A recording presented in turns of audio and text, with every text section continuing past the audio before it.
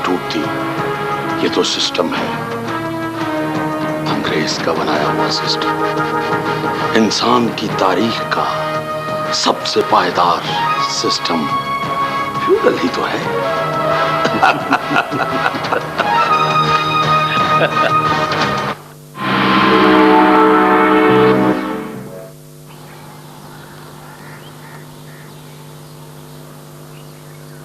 Hello, बैठो। ये माँ बेटी किसके खिलाफ साजिशें कर रही हैं? भाई तुम दोनों बाप बेटा हर वक्त साजिशें जो करते रहते हो, इसलिए दूसरों को भी शक की नजर से देखते हो। अब्बा के बारे में तो आप बेहतर जानती हैं, अलबत्ता मेरे बारे में आपके ख्यालात दुरुस्त नहीं है। भाई तुम्हारी रगों में भी तो इन साजिशी जागीरदारों का खून दौड़ रहा है। तुम कोई अकेले आसमान से तो नहीं उतरे हो। अच्छा, इन बातों को छोड़े ना। भाई, वो मैंने एक सवाल पूछना था तुमसे। सिस्टर जानी, ये कौन सा सवाल है जिसे पूछने के लिए आपको इजाजत लेनी पड़ रही है? वो तस्वीर कैसी लगी? कौन सी तस्वीर? ओहो, अब इतना ज्यादा मत बनो। तुम्हारी तो आंखों से जाहिर हो रहा है कि तुम सारी रात तस्वीर को देखते रहे। तुम्हें तो नींद ही नहीं आई। ये वही लड़की है ना जो तुम्हारी सहेली थी, क्या नाम था उसका, याद नहीं आ रहा। अच्छा, शर्माते क्यों हो? बता दो नाम। ताज बीबी नहीं, नूर बीबी नहीं। अच्छा, तो ड्रामे करने की जरूरत नहीं है। हर वक्त तो ये शेर पढ़ता रहता है गालिब का, मैं से गरज निशात है। हाँ, याद आ गया, निशात।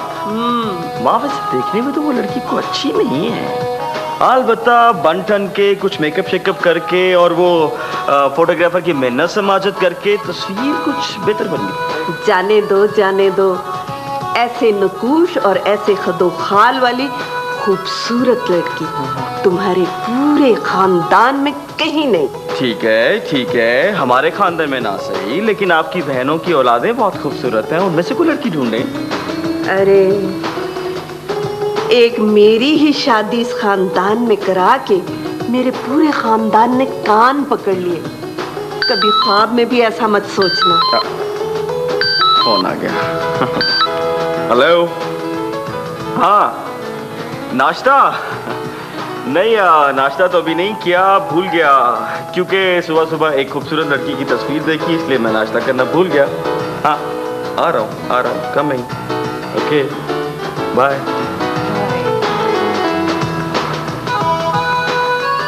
पीछा छोड़ता उसका ये? कैसे पीछा छोड़ेगा? ये जो तुम्हारे बाप के रिश्तेदार है ना, इन्होंने तावीज किए हुए। ये चुड़ैल तो सारी जिंदगी लगता मेरे बेटे का पीछा ही नहीं छोड़ेगी। भाई, जहां तक तस्वीर का ताल्लुक है तो तस्वीर बहुत खूबसूरत है। अब लड़की खूबसूरत है या नहीं, मैं कुछ नहीं कह सकता। मुझे पूरा यकीन है कि ये साजिश आंटी की है और नवीरा भी इसमें पूरी तरह से शामिल है। मुझे तो ये समझ में नहीं आता कि आखिर ये दोनों चाहती क्या है। भाई, माँ अपने बेटे और बहन अपने भाई की शादी खूबसूरत लड़की से कराना चाहती है, सिंपल। मुझे तो गुस्सा इस बात पर आ रहा है कि तुमने अभी तक वो तस्वीर उतार कर बाहर क्यों नहीं फेंकी। एक बात है, और वो बहुत अहम बात है, और वो ये बात है कि वो तस्वीर बहुत खूबसूरत है, उसे फेंका नहीं जा सकता। अगर आज शाम तक वो तस्वीर तुमने कूड़े के ढेर में ना फेंकी तो ये काम मुझे खुद करना पड़ेगा। That's very good. मैं आपको पूरा यकीन दिलाता हूँ कि मैं ऐसा हरगिज़ नहीं करूँगा, लिहाजा बॉल आपके अपने कोर्ट में है, आप जो चाहे कर लें। हाँ,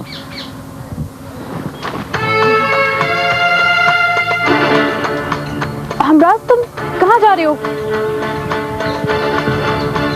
थाने। थाने?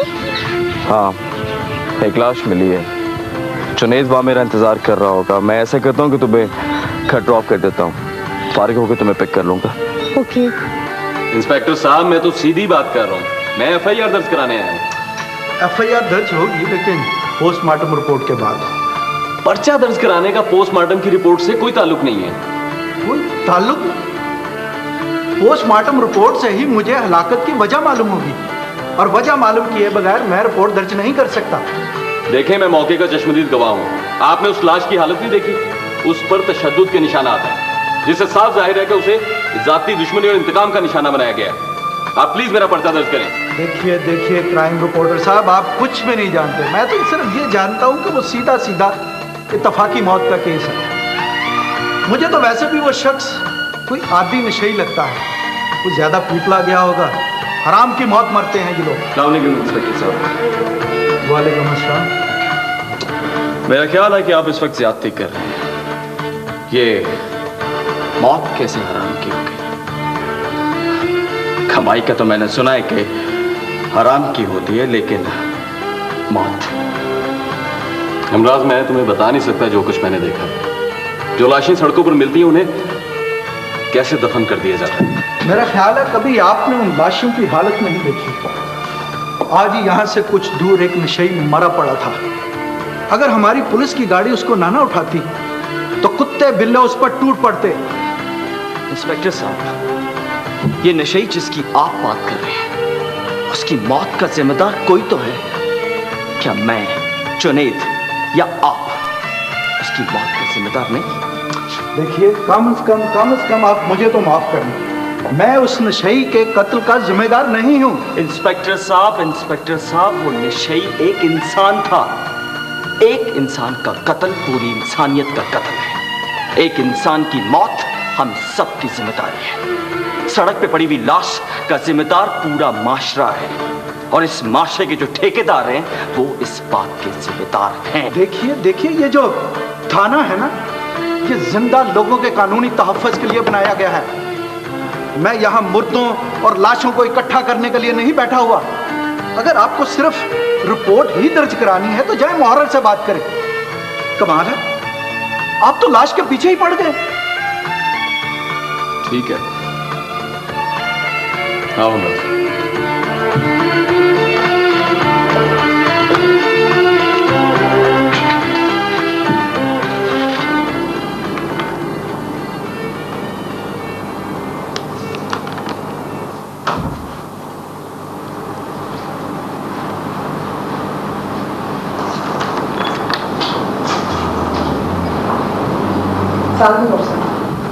वालेकुम अस्सलाम। शहरजाद, आपको देखकर यूँ लगता है जैसे आप मेरे क्लिनिक पर नहीं, किसी ब्यूटी कॉन्टेस्ट में तस्वीरें बनवाने के लिए आई हैं।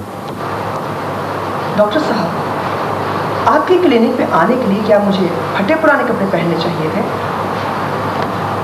आपके अंदाजे कभी सही नहीं होते। मेरे अंदाजे 100% दुरुस्त होते हैं। जी नहीं, आपके अंदाजे 100% गलत होते हैं, इसलिए कि मुझे तस्वीरें तुलवाने का कतई शौक नहीं है। मेरे घर में मेरी कोई तस्वीर भी नहीं है। तस्वीरें वो लोग उतरवाते हैं जिन्हें अपनी शक्ल के बारे में कोई गलत फहमी होती है। आप प्लीज़ मेहरबानी करें और तशरीफ़ रखें, please. Thank you very much.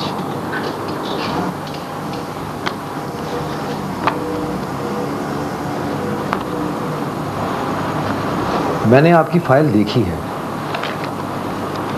Her psychologist का अपना एक अलग स्टाइल होता है। मैं आपसे कुछ सवालात करना चाहूँगा जो कि ज़रूरी हैं। आप ये बताएं कि जिनसे आप पहले इलाज करवा रही थी उनको आपने क्यों छोड़ा और मेरे पास क्यों आई? वो डॉक्टर इंतहाई बेवकूफ़ था। उसे साइकोलॉजी की ABC नहीं आती थी। अच्छा, आप तारीख पढ़ती हैं। हिस्ट्री से हम कौमों का माजी जान सकते हैं। डॉक्टर साहब, आप हिस्ट्री के बारे में बात ना ही करें तो बेहतर है, इसलिए कि आप हिस्ट्री के बारे में कुछ नहीं जानते। अब देखें ना, ये तारीख में जितने भी इंसान के बारे में बातें बयान हुई हैं, ये सब डिस्टॉर्टेड है, मस्कशुदा है। हमारी पूरी की पूरी तारीख भरी पड़ी जंगों से, Wars, battles everywhere. You see, एक वार और किस्म की भी होती है जो इंसान के अंदर लड़ी जा रही होती है। मैं उस वॉर की हिस्ट्री जानना चाहता हूँ। आप माजी में कितनी दूर तक देख सकती हैं? देखिए डॉक्टर, मुझे माजी से सख्त नफरत है। Past is dead, okay? और आइंदा आपने माजी के बारे में कोई बात की ना तो मैं आपको okay okay okay, don't worry, don't, please please. अच्छा, आप ये बताएं कि आपने सुबह नाश्ते में क्या लिया?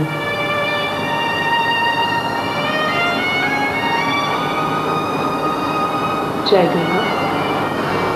इसके अलावा?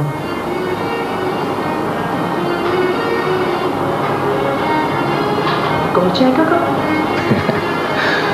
अच्छा, लंच में क्या खाया है?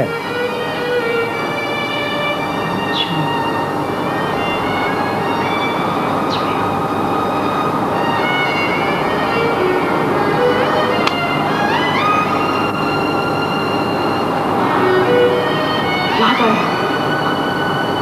चौधरी अनवार का फोन आया था। उसका बड़ा भाई नहीं चौधरी रफीक, डॉक्टर साहब, वो बहुत बड़ा करप्ट इंसान है, बेईमान है, डिसऑनेस्ट है, बेईमानी करता है। मैं उसे जेल में लेके जाऊंगी। टाइम क्या हुआ? टाइम, डॉक्टर साहब मैं तो कोर्ट में जाना है, कोर्ट का टाइम खत्म हो जाएगा। डॉक्टर मैं जा रही हूँ। अच्छा ठीक है, मैं जा रही हूँ। Shahzad, Shahzad please please, court के लिए लेट हो रही हूँ मैं। आप तशरीफ रखें, प्लीज बैठे बैठे।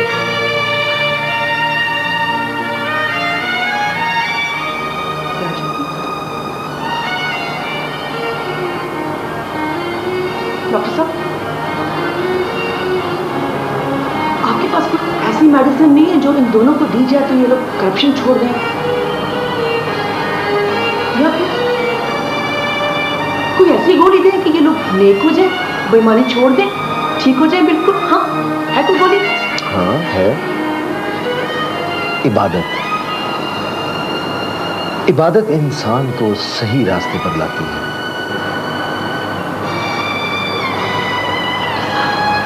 ये लोग दौलत की इबादत करते हैं, पति में पड़े रहते हैं, ये लोग ठीक हो सकते हैं, ऐसे बेईमान नहीं। कोर्ट जाना डॉक्टर, मुझे देर हो रही है, तो मुझे बाबा रोगे तो बाबा रोगे तो कोर्ट अगर बंद होगा तो मैं तो जेल में कैसे बंद कराऊंगी डॉक्टर? अब मुझे नहीं होगा, मैं कोर्ट जा रही हूं। शहजाद, शहजाद,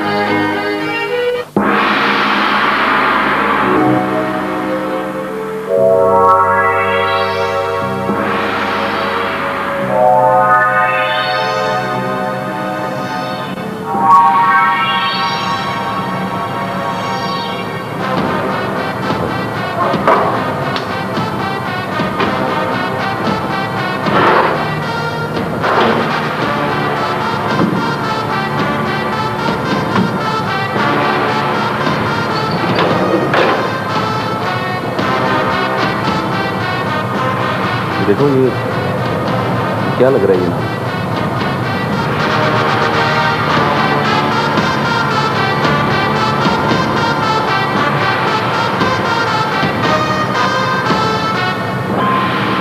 ठीक है,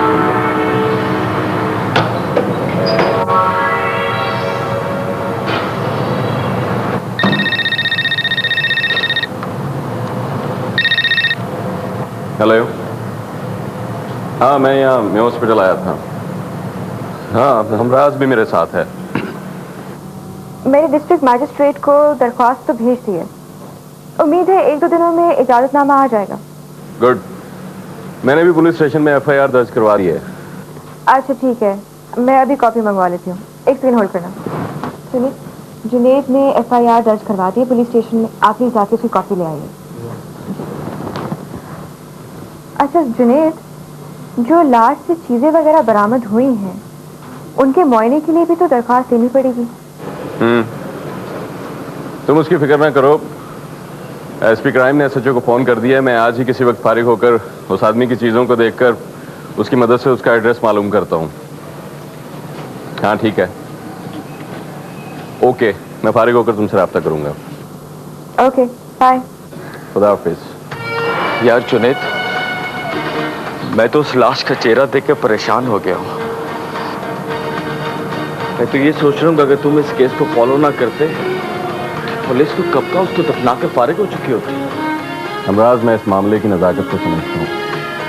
इन केस पुलिस के रहमो करम पर नहीं छोड़ सकता।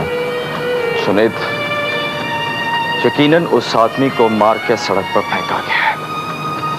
और किस कदर जुल्म की बात है कि हमारे बाख्तियार लोग कितनी आसानी से एक आदमी को मार के उसकी लाश सड़क पर फेंक के बरियुज़्ज़िमा हो जाते हैं। और पुलिस उस लाश को लावारिस करार देकर दफन कर देती है। लेकिन मैं ऐसा होने नहीं दूंगा। सुनीत, मैं तुम्हारे साथ हूं। हमराज, मुझे तुम्हारी मदद की जरूरत पड़ेगी। तुम जब चाहो मुझे फोन करके बुला लेना, मैं इंतजार करूंगा। अस्सलाम वालेकुम अंकल। अरे सबीन, ये मैं क्या देख रहा हूँ? तुम कब आई हो? अब बस अंकल आपसे दिल उदास हो गया था तो सोचा आपसे मिल लो जाकर। बहुत झूठी हो।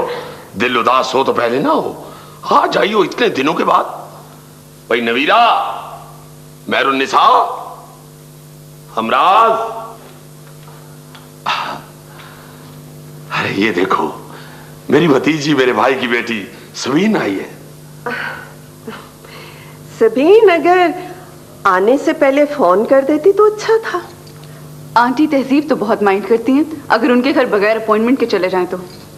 अरे हद हो गई है भाई, मेरी भतीजी है, मेरे भाई की बेटी है, उसे क्या जरूरत है फोन करके आने की? उसका अपना घर है। अरे आप तो उसकी ऐसे साइड ले रहे जैसे हम इसके दुश्मन है कोई। आंटी, जब तक कोई खुशी से ना बुलाए तो कोई भी नहीं आता। अरे बेटा, इसको बताओ, इसके आने पर कौन खुश नहीं है? अच्छा बस बस, अब बातें ही करती जाओगी या उसे बैठने के लिए भी कहोगी? बैठो बेटी बैठो। और मैं जा रहा हूं, मुझे जरा जल्दी है। उसकी खातिर मदारत करो, कोई शिकायत क्यों होनी चाहिए, मुझसे बुरा कोई नहीं होगा। अंकल, आपको तो लड़ने के लिए बहाना चाहिए। अब कम से कम मेरे कंधे पे रखकर बंदूक तो ना चलाएं। अच्छा भाई, नहीं लड़ते, अब तो खुश हो? जी। चाय पिलाओ उसे।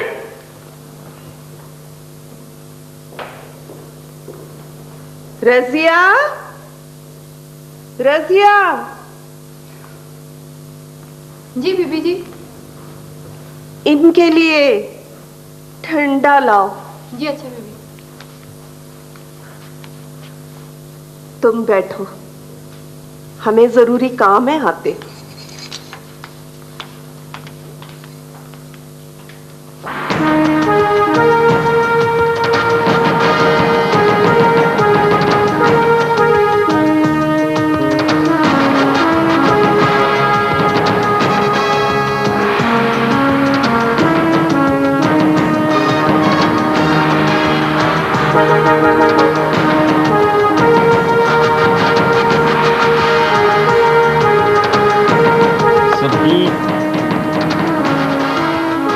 सबीन, मेरी बात सुनो। हमराज से कह दो कि आइंदा वो उस लड़की को लेकर हमारे घर में बिल्कुल मत आए। मेरा तो ख्याल है वो खुद आई है, भाई तो घर में था। माँ, तुमने देखा नहीं वो कैसी सीधी हमराज के कमरे की तरफ गई? बहरहाल मुझे तो बहुत खुशी हुई है। निशात की तस्वीर देखकर तो चल गई होगी। कोई शर्म वाली होगी तो आइंदा हमराज से बात नहीं करेगी। लेकिन बेटी किसकी है? वैसे निशात की तस्वीर ने कमाल दिखाया है। भाई को मुझे भी तो बताया कि आखिर मेरी तस्वीर ने क्या कमाल कर दिया। निशात बेटा, तुम्हें देखकर तो दिल खुश हो जाता है। अभी थोड़ी देर पहले हमारे घर में एक ऐसी खातून आई हुई थी जिन्हें देखकर बहुत गुस्सा चढ़ता है। अच्छा भाई, मैं तो अपनी तस्वीर देखने आई थी, लेकिन अब तजस्सुस और बढ़ गया है कि मेरी तस्वीर कोई कमाल दिखाने लगी है। आओ मैं तुम्हें तुम्हारी तस्वीर दिखाती हूँ। अभी आते हैं।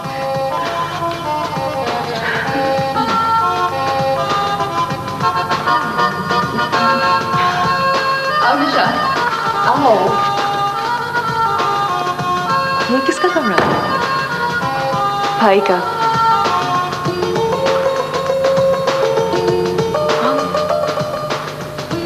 ये मेरी तस्वीर यहाँ। मैं तो सोच रही थी कि तुमने अपने कमरे में लगाई होगी। अच्छा, तो तुम ये वाकई सोच रही थी कि ये तस्वीर मैंने अपने कमरे में लगाई हो? बहुत बुरी हो तुम। अच्छा एक बात बताओ, ये तस्वीर तुम्हें इस कमरे में देखकर ज्यादा खुशी हुई है या फिर अगर मेरे कमरे में होती तो? मेरी खुशी से क्या फर्क पड़ता है? ओह, यानी तुम कमरे वाले का रद्द अमल जानना चाहती हो? अगर कहो तो मिलवा दूं। क्या कह रही हो तुम? खबरदार जो तुमने ऐसी कोई हरकत की तो कसम से मैं कसम खा के कहती तुम्हारे घर में कदम तक नहीं रखूंगी मैं। रिलैक्स, नहीं कर। बहुत बुरी हो। अच्छा नहीं बताऊंगी ना, चलो। मुझे तो सारी जिंदगी इस घर में एक लम्हे के लिए भी सुकून नहीं नसीब हुआ। बस इस निशात को देखकर दिल खुश हो जाता है। बैठो बेटा। निशात, ये मेरा बेटा हमराज। माँ जी आपको पता है क्या कह रही थी? क्या? खबरदार ये ऐसी बातें बनाती रहती है, मैंने कुछ नहीं कहा। अच्छा, अब वो मेरा जरा मेरे साथ आना। अच्छा। अरे नहीं बेटा, तुम बैठो, हम लोग अभी आते हैं। माँ जी, आप तो कह रही थी कि इन्हें देखकर आपको बहुत खुशी होती है, अब आप चाह रही हैं? हाँ, इसलिए कि तुम दोनों बातें करो, क्योंकि बातें करने से इंसान एक दूसरे को समझता है। बैठो बेटा, आएगी।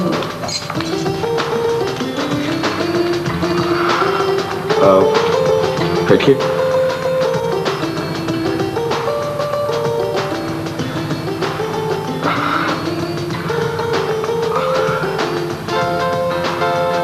लगता है आपको तस्वीरें उतरवाने का बहुत शौक है।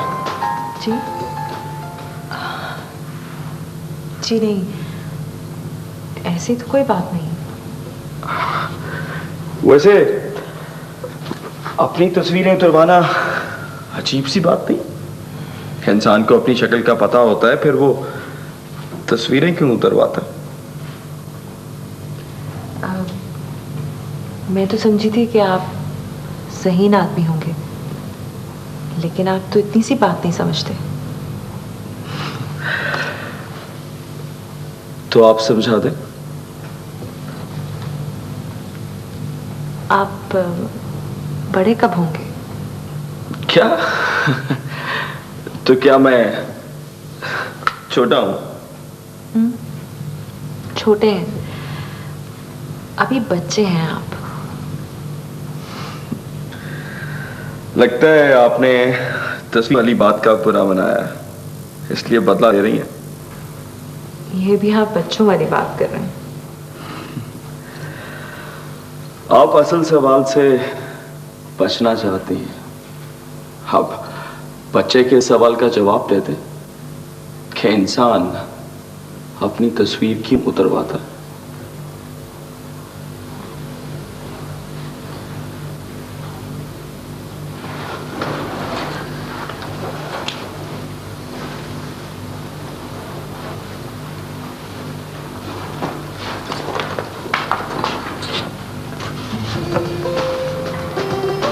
दूसरों के लिए।